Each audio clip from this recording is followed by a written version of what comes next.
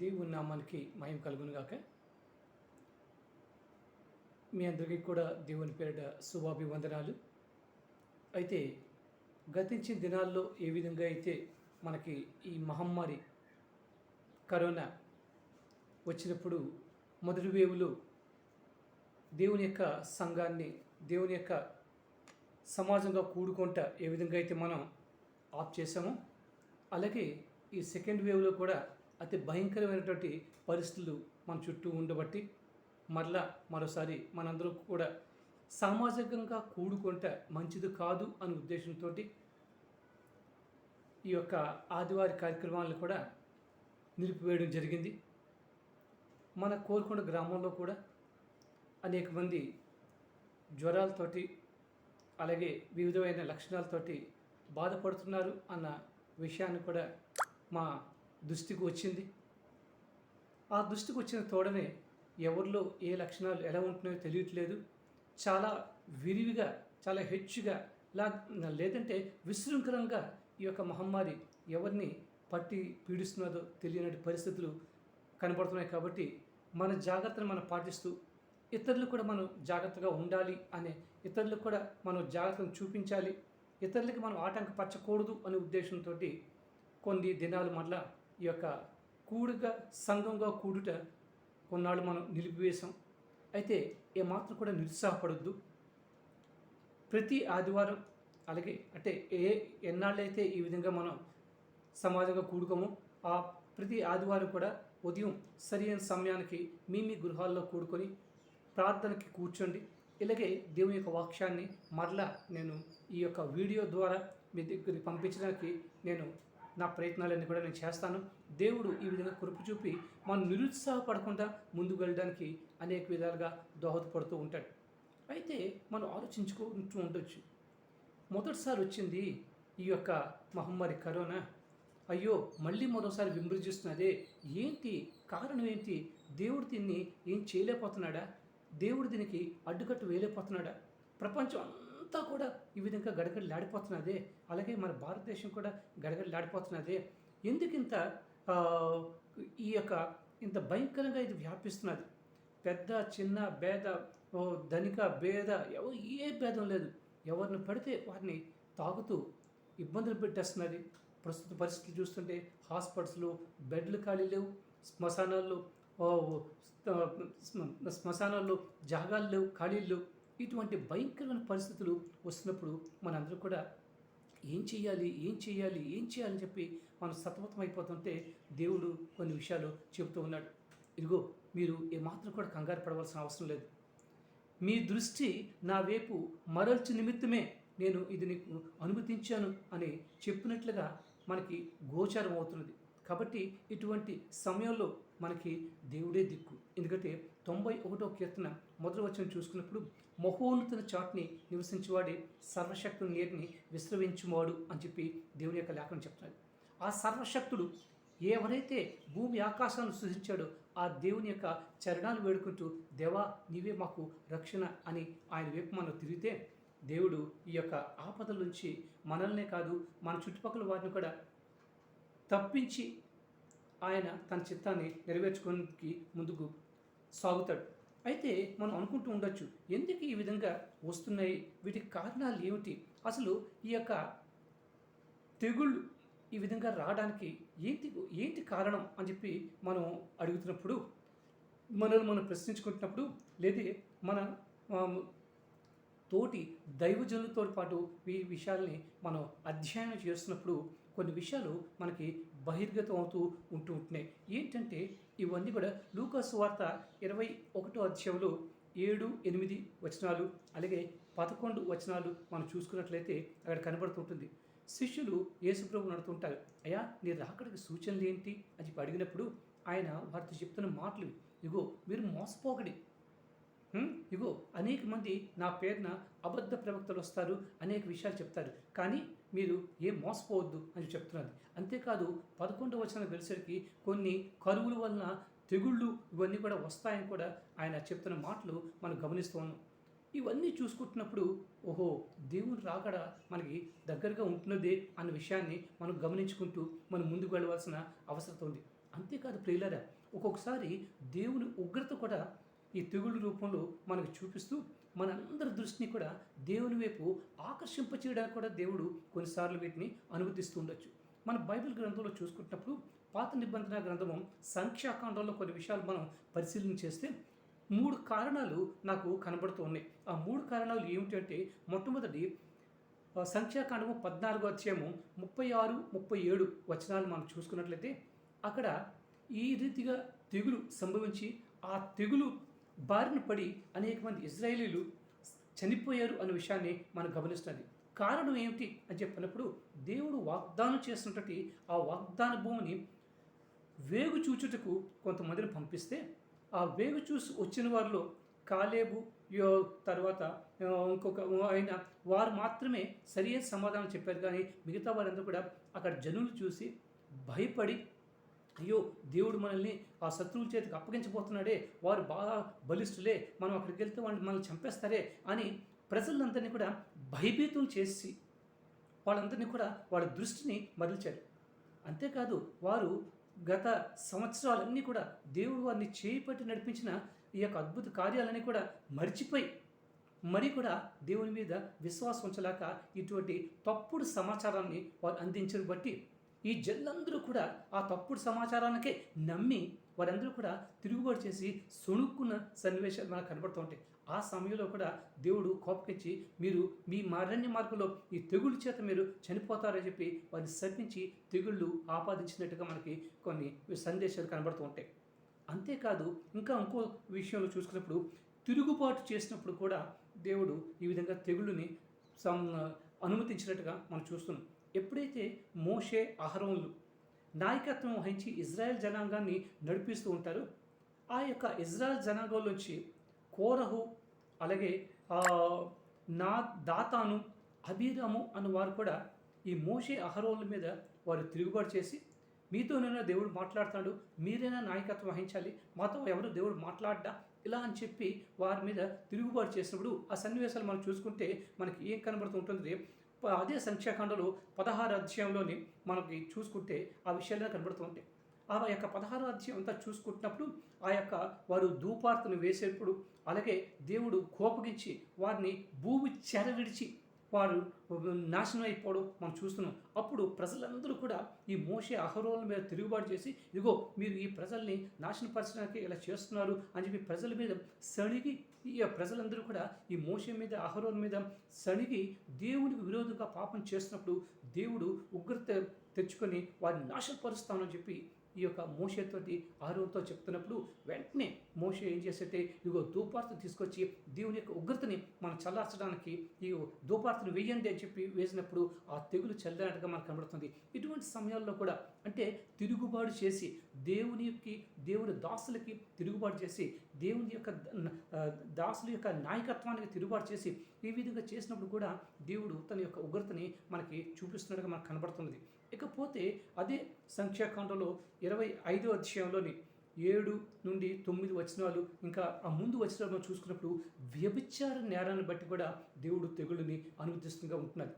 ఎందుకంటే అక్కడ ఇజ్రాయేల్ జనాంగము మోయాబీయుల స్త్రీలతో వ్యభిచారం చేస్తున్నట్టుగా మనకు కనబడుతున్నప్పుడు ఫినోహాను ఆ యొక్క వాళ్ళని కత్తితో పొడిస్తే ఆ తెగులు ఆగినట్టుగా మనకి అన్నీ కూడా అవన్నీ చదువుకుంటే ఇప్పుడు మనకి అవన్నీ అప్రస్తుతం కంటే కొన్ని ఉదాహరణగా నేను చెప్తున్నాను.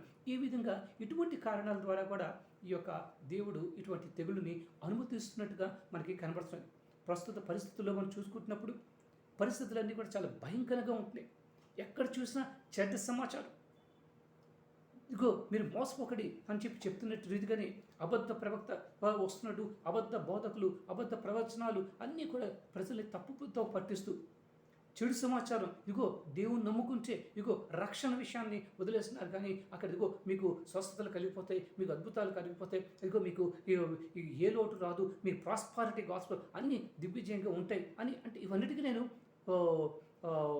వ్యతిరేకం కాదు, ఇవన్నీ కూడా ఉంటాయి, అద్భుతాలు ఉంటాయి, స్వస్థతలు ఉంటాయి, ఆశీర్వాదాలు ఉంటాయి, అన్నీ ఉంటాయి, కానీ అవే ముఖ్యం కాదు. కానీ వాటినన్నిటినీ కూడా హైలైట్ చేస్తూ దేవుడు యేసు ప్రభు ఈ లోకానికి ఎందుకు వచ్చాడు అన్న విషయాన్ని మరుగుపరిచి ఆ రక్షణ విషయాన్ని మరుగున పెట్టి వీరు ఇవన్నీ కూడా చెప్తున్న సమాచారాలు వీటన్నిటిని కూడా దేవుడు అయ్యో నేను ఏ ఉద్దేశంతో ఈ యొక్క జనుల కోసం బలియాగమయ్యానే అనే విషయాన్ని అవగాహన లోపంలోకి వాళ్ళు వెళ్ళిపోతున్న సమాచారాలు ప్రస్తుత పరిస్థితులు కనబడుతున్నాయి. అలాగే తిరుగుబాటుతనం, ఎక్కడ చూసినా కూడా తిరుగుబాటుతనం కనబడుతున్నది. దాసులకి లోబడి ఉండేటువంటి విశ్వాసులు కూడా తక్కువ అవుతున్నారు. గట్టిగా వాక్యం చెప్పి సరిదిద్దాలని చెప్పి చూస్తే ఆ సంఘాన్ని విడిచిపెట్టి వేరే సంఘానికి వెళ్ళి దురద చెవులు కలిగి ఎక్కడైనా ఆ యొక్క దురద చెవులకి వాళ్ళు చెప్పిన సమాచారాలు వినడానికే వాళ్ళు ఇష్టపడుతూ దేవుని యొక్క ఖచ్చితమైన వాక్యాన్ని, ఖచ్చితమైన హెచ్చరికని తీసుకోవడానికి కూడా వాళ్ళు ఇష్టపడక వాళ్ళు తిరుగుబాటు చేస్తారు. తిరుగుబాటు కానీ కనబడుతూ ఉంటుంది. వాళ్ళు కాదు వెళ్ళిపోతున్నారు అంటే ఆ తిరుగుబాటే, వాళ్ళకి నచ్చిన చోటుకు వెళ్ళిపోతూ చేస్తున్న పరిస్థితులు కూడా కనబడుతున్నాయి. అంటే వారు ఒక కట్టుబాటు కానీ ఒక ఇది కానీ లేకుండా వారికి నచ్చినట్టుగా చేయాలని చెప్పి ఆశిస్తున్న కనబడుతుంది. ఇకపోతే వ్యభిచారం. వ్యభిచారం అంటే కేవలం శారీరకంగా ఉన్నటువంటి ఈ యొక్క బంధత్వాన్ని వ్యభిచారం కాదు, కానీ దేవుని కంటే మిన్నగా నువ్వు దేన్నైతే ప్రేమిస్తావో అది నీ హృదయంలో నీకు విగ్రహమే అని దేవుని యొక్క వాక్యం చెప్తున్నారు. ఆ విధంగా వారు దేవుని యొక్క కన్నా అతిగా ప్రేమిస్తూ అతిగా వాటిని హృదయంలో పెట్టుకుంటూ కొంతమంది దైవ దాసుల్ని దేవులుగా కొలిచి వారి అడుగుజాడలు నడుస్తూ దేవుని కూడా పక్కన పెట్టినటువంటి పరిస్థితులు కనబడుతున్నాయి. ఇవన్నీ కూడా వ్యభిచార లెక్కలోకి రావా? ఒకసారి ఆలోచన చేసుకుందాం. మనంతటా మనకు మనం చూసుకుంటూ ఉందాం. ఇవి తిరుగుబాటుతనంకి, అలాగే మనకి సమాచారాలు కూడా సరి అయిన సమాచారం అందించలేక విశ్వాసులను తప్పుదో పట్టించడం. మన పాత నిబంధన గ్రంథంలో కనబడుతున్నది, మీ యొక్క పాలకులు మిమ్మల్ని మీరు ఎక్కలేని కొండలు ఎక్కించేశారు అని చెప్పి కూడా చెప్పబడుతూ ఉంటుంది. అలాగే పాలకులు గురించి కూడా చెప్పబడుతుంది. ఇవన్నీ కూడా కేవలం పాలకులు లోపాలనే కాదు, పాలకులు, విశ్వాసులు, క్రీస్తు నామాన్ని ధరించిన బిడ్డలందరూ కూడా కొన్ని దారి తప్పిపోతున్న సమయంలో వారిని సరిచేస్తూ ఈ లోకానికి ఉప్పై ఉండమని, ఈ లోకానికి వెలుగై ఉండమని మనకి దేవుడు మనకు బోధిస్తే మనం ఏం చేస్తున్నాం అంటే మనలో ఉప్పులు సారాన్ని కోల్పోతున్నాం. దీపం వెలుగుగా ఉండాలంటే వాటిని కొరడగట్టిన దీపాలుగా ఉంచుకొని వెలుగుని అందించలేక లోకంలోకి వెళ్ళమంటే లోకాన్ని మన సంఘాల్లోకి తీసుకొని వచ్చి బుస్టు పడుతున్నాం. ఇటువంటి పరిస్థితులు దేవునికి ఉగ్రత రాదా? దేవుడు చూస్తూ ఊరుకుంటాడా? ఒక్కసారి ఆలోచించాం. మన పరిస్థితి ఎలా ఉంది? మన సంఘాల్లో మనం ఎలా ఉంటున్నాం? ఒక్కసారి మనం ఆత్మ పరిశీలన చేసుకోవాల్సిన అవసరం ఉంది కదా. ఇటువంటి ఆత్మ పరిశీలన చేసుకుంటూ మనం ముందుకు వెళ్తుంటే దేవుని యొక్క కృపను పొందుకుంటాం. దేవుని యొక్క కృపకు బదులు మనం ఆ ఉగ్రతను పొందుకోవడం ఏమైనా సమంజసమా? చూడండి, మనకి ఈ యొక్క 2 తిమోతి రాసిన పత్రిక 3వ అధ్యాయంలోని మొదటి 3 మాటలు కనబడుతుంది. అంత్య దినములలో అపాయకరమైన కాలములు వచ్చునని తెలుసుకోండి. అంత్య దినాల్లో ఏమిటి వస్తున్నట్టే అపాయకరమైన కాలవలు వచ్చిన తెలుసుకోండి. ఎలాగనగా ఏమిటి అపాయకర? ఇప్పుడు చెప్పిన మాటలే. మనుషులు స్వార్థప్రియులు, ధనాపేక్షులు, బెంకములాడేవారు, అహంకారులు, దోషకులు, తల్లిదండ్రులకు అవిధేయులు, కృతజ్ఞత లేనివారు, అపవిత్రులు, అనురాగరహితులు, అతిద్వేషులు, అపవాదకులు, అజితేంద్రియులు, క్రూరులు, సజ్జనద్వేషులు, ద్రోహులు, మూర్ఖులు, గర్వాంధులు, అంతేకాదు దేవుని కంటే సుఖానుభవం ఎక్కువగా ప్రేమించేవారు. దాంతోపాటు చాలా భయంకరమైన మాట కనబడుతున్నది. వేషధారణ, పైకి భక్తి గలవారుగా ఉండి దాని శక్తిని ఆశ్రయించిన వారునై ఉన్నారు అని చెప్పి చెప్పబడుతున్నది. ఇటువంటి పరిస్థితుల్లో మనుషులందరూ కూడా ఈ రీతిగా మారిపోతున్న సమయంలో దేవుడు కలుగ చేసుకోకుండా ఉంటాడా? ఒకసారి ఆలోచించారు. మనకే పరీక్ష, ఎవరినో నిందించడం కాదు. మన హృదయం, మన యొక్క క్రైస్తవ విశ్వాస జీవితంలో మనం ఏ విధంగా ఎదుగుతున్నాం, ఏ విధంగా ఉంటున్నాం, ఎంతవరకు లోబడుతున్నాం, ఎంతవరకు ప్రార్థన చేస్తున్నాం, ఎంతవరకు దేవునికి సత్సంబంధాన్ని కలిగి ఉంటున్నాం. ఎప్పుడు మన దేవుని ప్రార్థన అంటే దేవుణ్ణి దేవా నాకు ఇది అని అడిగేసి ఊరుకోవడమే కాదే, దేవుని సంతృప్తి పరచడం మన యొక్క కర్తవ్యం. కాబట్టి దేవుడు మన దృష్టిని ఆయన వైపు మళ్లించాలని కూడా ఈ యొక్క ఇటువంటి మహమ్మారుల్ని ఆయన అనుమతించవచ్చు. ఎందుకంటే ఇది నేను కేవలం అన్ని జనుల గురించి అని చెప్పట్లే. ఈ యొక్క క్రైస్తవ జనాంగం గురించి ఆయనకి ఏ పక్షపాతం లేదు. దేవుడు పక్షపాతి కాదు అనే విషయం మనకు తెలుసు కదా. అందరి దృష్టి కూడా దేవుని వైపు ఆకర్షించాలన్నది. ఎందుకంటే దేవుడు తన యొక్క ఉనికిని ఆయన ప్రతి మత గ్రంథంలో కూడా ఆయన తెలియపరుచుకున్నాడు. ప్రతి మత గ్రంథం, ఏ మత గ్రంథం అయినప్పుడు కూడా దేవుని యొక్క గుణ లక్షణాలతోటి దేవుడు ఇలా ఉంటాడు అనే విషయాన్ని ఆయన బయలుపరుచుకున్నారు. కానీ ఆ సత్యాన్ని గ్రహించలేక, సర్వసత్యంలోనికి రాలేక ప్రజలు సతమతమైపోతూ వారికి తోచిన రీతిలో వారు అటు ఇటు పరిగెడుతూ దేవుని దృష్టికి వారు ఆకర్షించలేకపోతున్నారు. కాబట్టి దేవుడు ఏం కోరుకుంటున్నాడు తెలుసా? ఇటువంటి పాండమిక్ సమయంలో, ఇటువంటి మహమ్మారిని అనుమతించడంలో ఆయన కోరుకుంటున్నవి కొన్ని విషయాల్ని నేను ఈరోజు మీతో పంచుకోవాలని చెప్పి ఆశిస్తున్నాను. మొట్టమొదటిగా ఇటువంటి భయంకరమైన పరిస్థితి వచ్చినప్పటికీ మనందరిలో కూడా ఏమవుతుందంటే ఒక భయం పట్టుకుంటున్నాడు. అమ్మో, ఎలా ప్రాణం కాపాడుకోవాలి, ఎలా మనం ముందుకు వెళ్ళాలి, ఎక్కడ హాస్పిటల్ బెడ్స్ ఉంటాయి, ఎక్కడ ఆక్సిజన్ దొరుకుతుంది, ఎక్కడ ఏ విధంగా దొరుకుతుంది, అయ్యో అయ్యో అయ్యో అని చెప్పి అటు ఇటు పరిగెడుతుంది.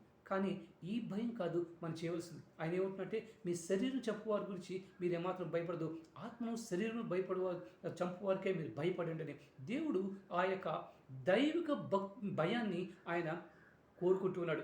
ఆ దైవిక భయం మన మీద రావాలని, మనం ఆయన వైపు చూడాలని చెప్పి ఆయన కోరుకుంటూ ఉన్నాడు. ఎందుకంటే మనకి ఇటువంటి పరిస్థితులు వచ్చినప్పుడు మన చుట్టుపక్కల చూస్తున్నాం, మన పక్క వారు చూస్తున్నాం, సహాయం కోసం పరిగెడుతున్నాం. కానీ కొండల తట్టు నా కళ్ళు ఇచ్చినాను, సహాయం ఎక్కడి వచ్చును అంటే ఏం చెప్తాం? ఆ విధంగా దేవుడు మన దృష్టిని ఆకర్షింపచేయాలని, ఆ దైవిక భక్తిని మనం కలిగి ఆయన మీదే ఆనుకొని ఉండాలని చెప్పి ఆయన మనకి చెప్పకనే చెప్తూ ఆ వైపు ఆయన వైపు ఆకర్షించడం కొరకు ఈ యొక్క అనుమతిని మనకు అందిస్తున్నాడనే విషయాన్ని మనం గమనించుకోవాలి. అందుకే ఆయన ఈ విధంగా అనుమతిస్తూ ఉన్నాడని గ్రహించుకుంటే అది మనకి చాలా చాలా మంచిది. ఎందుకంటే ఇందాకలే చెప్పాను, మహోన్నతుని చాటును నివసించేవాడి సర్వశక్తుని నీరుని విశ్రమించువాడు అనే వాక్యం మనకి కీర్తనకారుడు ఎంతో బలంగా, ఎంతో చక్కగా చెప్తున్నాడు. ఆయన ఏమంటున్నాడు? ఆయన నాకు ఆశ్రయము, నా కోట, నేను నమ్ముకున్న దేవుడు, నేను యెహోవాను గురించి చెప్పుచున్నాను. ఆ దేవుని గురించి మనం దృష్టి పెట్టి మనం ముందుకెళ్ళాలి. ఎందుకంటే ఆయన నీకు ఏ అపాయం రాకుండా, ఆయన ఏ అపాయం రాదు, ఏ తెగులు నీ గుడాలను సమీపించదు అని చెప్పి ఆయన వాగ్దానం చేస్తున్న దేవుడు. ఆయన నమ్మదగిన దేవుడు. మనం అపనమ్మకస్తులైనటువంటి కూడా ఆయన నమ్మకమైన దేవుడు. కాబట్టి ఆయన వైపు మన భక్తి తిరగాలి, ఆయన వైపు మన భయం కలగాలి. మనం భయం అనేది దైవికమైన భయం కలిగి ఉండాలి అన్న విషయంతో అటువైపు ఆయన వైపు మనం దృష్టి మరల్చబడాలని చెప్పి ఆయన అనుమతిస్తున్నట్టుగా అది ఆయన కోరుకుంటున్నాడు అన్న విషయాన్ని కూడా మనం గమనించుకుందాం. ఇక రెండోదిగా మనం చూసుకున్నట్లయితే ఆయన ఏం చేయాలనుకుంటున్నాడంటే, రాబోయే దినాల్లో దేవుని తీర్పు చాలా భయంకరంగా ఉంటుందనే విషయాన్ని మనందరూ కూడా గమనిస్తున్నాం. ఆ తీర్పులోనికి మనం రాకుండా మనం సరిచేసుకొని తప్పించుకోవాలని కూడా దేవుడు ఇటువంటి పరిస్థితులు మనకి కలుగజేస్తూ, ఇటువంటి పరిస్థితుల్లో మిమ్మల్ని మీరు స్వపరీక్ష చేసుకొని, మీ అపరాధం మీరు ఒప్పుకొని, మీ తీర్పును మీరే సరిచేసుకొని దేవుడి యొక్క ఉగ్రత తీర్పులోనికి మీరు రాకూడదు అనే ఉద్దేశంతో ఆయన మన దృష్టిని ఆయన వైపు మరల్చి మనం తగ్గించుకొని దేవుని వైపు తిరిగి మన అపరాధములు ఒప్పుకొని ఆయన తట్టు చూసి ఆయన మీదే ఆశ పెట్టుకొని ఆయన మీదే ఆధారపడి ముందుకెళ్ళాలని, ఆయన భయంకరమైన తీర్పు నుంచి మనం తప్పింపబడాలి అనే మంచి ఉద్దేశంతో దేవుడు ఇటువంటి పరిస్థితులు కూడా మనకి అనుమతిస్తున్నాడు అనే విషయాన్ని కూడా మనం గమనించుకోవడం చాలా ప్రాముఖ్యమైన విషయం. ఇకపోతే మూడవదిగా ఏంటంటే, మనల్ని రెండవ రాకడికి సిద్ధపరుస్తున్నాడు అనే విషయాన్ని కూడా మనం గమనించుకోవాలి. ఎందుకంటే మనం చూస్తున్నాం ఆయన రాకడ అతి త్వరలో ఉంటుందని. పరిస్థితులన్నీ కూడా, చుట్టుపక్కల పరిస్థితులే కావచ్చు, వాతావరణ పరిస్థితులే కావచ్చు, ఈ యొక్క ఆర్థిక పరిస్థితులే కావచ్చు, సాంఘిక పరిస్థితులే కావచ్చు, సామాజిక పరిస్థితులే కావచ్చు, దేశ పరిస్థితులే కావచ్చు, ప్రాపంచిక పరిస్థితులే కావచ్చు, ఇవన్నీ కూడా మనల్ని ఎటుపక్క చూపిస్తున్నాయంటే ఇది యుగాంతానికి, లేదంటే ఆయన రాకడికి చిహ్నంగా మనకు కనబడుతూ ఉన్నది అన్న విషయాన్ని మనకి తెలియబోస్తుంది. కాబట్టి ఆ రాకడికి మనల్ని సిద్ధపరుస్తూ మనం ఎంత జాగ్రత్తగా ఉండాలి. ఈ లోకంలో మనం పరదేశులము కాబట్టి మనం ఈ భూమి మీద ఉన్న వాటి మీద ఏమాత్రం కూడా దృష్టి పెట్టకుండా పైనున్న వాటిని మనం వెతకాలి అని మనకి దేవుని వాక్యం చెప్తున్న రీతిగా మనం వాటికి సిద్ధపడుతూ ఆ యొక్క బుద్ధిగల కంజిగల వలె మనం ఆయన రాకడలో ఎత్తపడడానికి ఆయన మనల్ని సిద్ధపరుస్తూ ఇటువంటివి అనుమతిస్తూ మన ముందుకు తీసుకెళ్తున్నాడేమో అని అనిపిస్తూ ఉంటున్నది. ఇకపోతే ఇంకోటి ఏంటంటే, మనల్ని క్రీస్తు స్వారూప్యంలోకి మార్చడానికి కూడా ఆయన ఎంతో అవకాశాన్ని ఇస్తున్నాడు. అపోస్తలుడు పౌలు ఏం చెప్తున్నాడు? మీలో క్రీస్తు స్వారూప్యం వచ్చే వరకు నాకు ప్రసవ వేదన కలుగుతున్నది అంటున్నాడు. గుర్తుందా? మనందరూ కూడా దైవక స్వారూప్యంలోకి మారాలన్నది దేవుని యొక్క ఆశ. ఎందుకంటే మనం దేవుని స్వారూప్యంలో చేయబడ్డాం, కానీ అపరాధం మూలంగా తప్పిపోయాం. దేవుని యొక్క కృప వల్ల మరలా నిత్య జీవాన్ని పొందుకున్నాం. కానీ ఆ యొక్క రాకడలో ఎత్తబడాలి అంటే ఆయన స్వారూప్యంలోనికి మనం మార్చబడాలి. మన గుణలక్షణాలే కావచ్చు, మన ఆలోచన సరళే కావచ్చు, మన నడవడికే కావచ్చు, మన నడతే కావచ్చు, ప్రతిదీ కూడా క్రీస్తు స్వారూప్యంలోకి మార్చబడినప్పుడు మనం ముందుకు వెళ్ళగలుగుతాం కాబట్టి ఈ విషయాలన్నింటిలో మనం ఆయన మనల్ని ఆకర్షిస్తున్నాడు అనే విషయాన్ని మనం గమనించుకొని ముందుకు వెళ్ళాలి. ఈ విషయాలు మనం చేస్తున్నట్లే మనం ముందుకు వెళ్ళలేము. కాబట్టి మనం వీటిని దృష్టిలో పెట్టుకుందాం. ఇకపోతే ఇంకేం చేస్తున్నారంటే, ఆయన ఈ చివరి దినాల్లో మీరు మంచి కార్యాలు చేయండి, సత్క్రియలు చేయండి. సత్క్రియలు చేయకుండా మీరు మిమ్మల్ని మీరు నిరూపించుకోలేరు. దినాలు చాలా చెడ్డవి. ఎక్కడ చూసినా పాపం పెరిగిపోతుంది, ఎక్కడ చూసినా ఇబ్బందికర పరిస్థితులు వస్తున్నాయి. ఈ సమయంలోనే కనీసం మీరు మంచి క్రియలు చేయండి.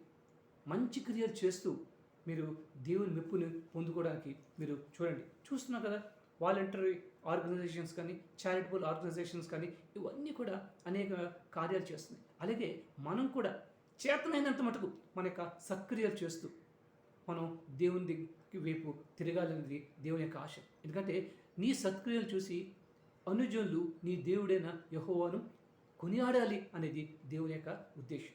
అదే మనకి అపోస్తలుడు పౌలు చెప్తున్నాడు కదా.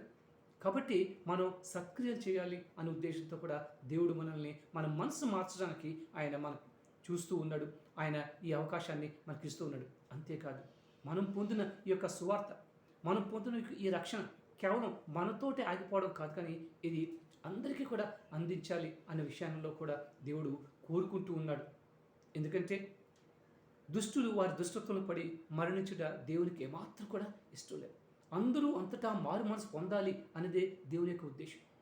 నీవు పొందిన ఈ యొక్క ఉద్దేశాన్ని, నీవు పొందిన ఈ యొక్క మంచి రక్షణని, ఈ యొక్క ఆనందాన్ని ఇతరులు కూడా పంచుకోవాలన్నది, ఇతరులు కూడా రక్షణలకు నడిపింపబడాలన్నది దేవుని యొక్క ఆశ. ఆ ఆశతో మనం మన యొక్క సంతోషాన్ని ఈ అందరికీ కూడా పంచి నశించిపోతున్న వారందరినీ కూడా దేవుని యొక్క రాజ్యంలోకి రప్పించాలి అనేది దేవుని యొక్క ఉద్దేశం. అందుకే ఆయన ఆరోహణమై వెళ్ళిపోతున్నప్పుడు శిష్యులకి ఏ బాధ్యతతో కొన్ని ఆజ్ఞ ఇచ్చాడో మీకు తెలుసా? సర్వ సృష్టికి వెళ్ళి మీరు విన్నవి, మీ కన్నవి మీరు తెలియచేయండి. ఎందరైతే విశ్వసిస్తారో వారందరినీ కూడా తండ్రి, కుమార్, పరిశుద్ధాత్మ నామంలో బాప్టిజం వచ్చి నా రాజ్యంలో చేర్చుడి అని చెప్పి ఆయన మనకి బాధ్యతతో కూడిన ఆజ్ఞని అనుగ్రహించారు. ఎంతవరకు మనం దీంట్లో సఫలీకృతం అవుతున్నాం. కాబట్టి దేవుని యొక్క ఉద్దేశం, ఇటువంటి మహమ్మారులు, ఇటువంటి తెగుళ్ళు, ఇటువంటి అనుమతిస్తున్నప్పుడు దేవుని ఉద్దేశం మంచి ఉద్దేశం అనే విషయాన్ని మనం గమనించాలి. దీనికి మనం భయపడవలసిన అవసరం లేదు. కానీ మన జాగ్రత్తలు మనం పాటిస్తూ దేవుని ఉద్దేశం ఓహో ఇదా అని మనం తెలుసుకోవాలి. ఇప్పుడు చెప్పాను, గుర్తుందా? మొదటిది మనం ఏంటంటే అది మనం దైవికమైన భయం కలిగి ఉండాలి. ఈ లౌకిక భయం, మనుషులకు భయం, ఈ యొక్క జనాలకు భయం, వారికి మనం భయపడకూడదు, కానీ దేవునికి భయపడాలి. దేవునితో దైవిక భయమే మనలో కలిగి ఉండాలనే విషయాన్ని గుర్తింపు చేయడానికి, అలాగే దేవుని ఉగ్రతమైన ఆ తీర్పు నుంచి మనం తప్పింపడి మన తీర్పు మనం చేసుకొని, మనం సరి చేసుకొని దేవుని యొక్క రాకడలో ఆయన ఎదుట ధైర్యంగా నిలబడగలే ఆ స్థితి రావాలి అని దేవుడు కోరుకుంటూ ఇటువంటివి అనుమతిస్తూ ఉన్నాడు. ఇక మూడోది, ఆయన రెండవ రాకడికి మనల్ని సిద్ధపరుస్తూ ఉన్నాడు. ఆ విషయాన్ని మనం గమనించుకోవాలి. ఎందుకంటే మనం ఈ లౌకిక విషయాల్లో పడి, ఈ రణగుణ ధ్వనులలో పడి, ఈ యొక్క ఇది బోరధ్వని శబ్దాన్ని వెళ్ళలేకపోతే మన క్రైస్తవ జీవితం, ఈ యొక్క శ్రమ అంతా కూడా వ్యర్థమైపోతుంది. ఆ విధంగా కాకుండా ఎప్పుడు కూడా ప్రతి దినాన్ని కూడా మనం లెక్క వేసుకుంటూ అనుదినం కూడా మన దినాలు మనం లెక్కించుకుంటూ ఆయన రాకడికి సిద్ధపడుతూ మనం ఉన్నట్లయితే ఉండాలి అన్న ఉద్దేశంతో ఆయన వీటిని అనుమతిస్తూ మన దృష్టిని ఆయన వైపు ఆకర్షింప చేయడానికే ఇది అనుమతిస్తున్నాడు. ఇకపోతే ఆయన మనం క్రీస్తు సారూప్యంలోనికి మారాలి, మన స్వభావాలు, మన నడవడిక, మన ప్రవర్తన, మన ఆలోచన సరళి, మన మాట సరళి అన్నీ కూడా మారాలి. ఏదో పై భక్తి గలవారుగా మనం కనబడి వేషధారణతో ఉండకూడదు, కానీ స్వచ్ఛమైన శుద్ధమైన దేవునికి ఇంపైన భక్తి మనం చేయాలి అనేది దేవుని యొక్క ఆశ. ఆ రీతిగా మనం తిరగాలి అనే ఉద్దేశంతో ఆయన ఈ కార్యాలు, ఈ యొక్క శ్రమలను, లేదంటే ఇటువంటి తెగుడును, ఇటువంటి ఇబ్బందికర పరిస్థితుల్ని మనకి అనుమతిస్తున్నాడు. ఎందుకంటే మనం ఎంతో భాగ్యవతులు, ఎందుకంటే దేవుని హృదయాన్ని ఎరిగినటువంటి వారు, దేవుని హృదయాన్ని ఎరిగినటువంటి వారు దేవుని చెప్పిన ప్రకారం మనం నడుచుకుంటే ఎంత బాగుంటుంది. ఆ విధంగా ఉండాలి అని మనల్ని చూసి ఇతరులు కూడా ఆ యొక్క మార్గంలోకి రావాలి, సత్యం తెలుసుకొని సర్వసత్యంలోనికి వారు నడిపింపబడాలి అన్నది దేవుని యొక్క ఉద్దేశం. అందుకే తీర్పు నీ నుంచే మొదలవుతుంది అని చెప్తున్నప్పుడు ఈనాడు అనేక మంది క్రైస్తవ దాసులు, క్రైస్తవ విశ్వాసులు ఈ యొక్క మహమ్మారి బారిన పడుతున్నారు. కారణం, దేవుడు తప్పించలేడానే ఇతరులు అవహేళన చేయొచ్చు, చేయగలడు, కానీ కారణం మనం తెలుసుకొని మనం ఆయన వైపు తిరిగితే దేవుడు ఎంతో సంతోషిస్తాడు. ఇకపోతే మనం సత్క్రియలు చేయాలి, మన ద్వారా సత్క్రియలు జరగాలి. మనల్ని చూసి అనుజనులందరూ కూడా నిజంగా వీరు దేవుడు గొప్ప దేవుడు అని మన క్రియలను చూసి, మన నడవడికను చూసి, మన ప్రవర్తన చూసి ఆయన్ని కొనియాడాలి, ఆయన దగ్గరకు రావాలి, ఆయన చేత ఆకర్షింపడాలి అని మన జీవితం ఒక సాక్ష్యంగా ఉండాలన్న విషయాన్ని దేవుడు ఆశిస్తూ ఉన్నాడు. అలాగే పొందుకున్నటువంటి ఈ రక్షణ భాగ్యాన్ని ఇతరులకు అందిస్తూ, ఈ సుసమాచారాన్ని, ఈ యొక్క సువార్త సందేశాన్ని ఇతరులకు అందిస్తూ వారితో కలిసి మనం ఆనందించాలని, అందరం కలిసి ఆ దేవుని సన్నిధిలోకి రావాలన్నది దేవుని ఉద్దేశం. అందుకే నేను ఇతరుల గురించి, ఎవరి గురించి చెప్పట్లే, మన గురించి, మన సంఘంలో ఉన్నటువంటి మన గురించి మరొకసారి పరీక్షించుకుందాం. ఈ యొక్క మహమ్మారిని, ఇటువంటి శ్రమల్ని దేవుడు అనుమతిస్తున్నాడు అంటే ఆయన యొక్క హృదయంలో ఉద్దేశాన్ని మనం తెలుసుకుందాం.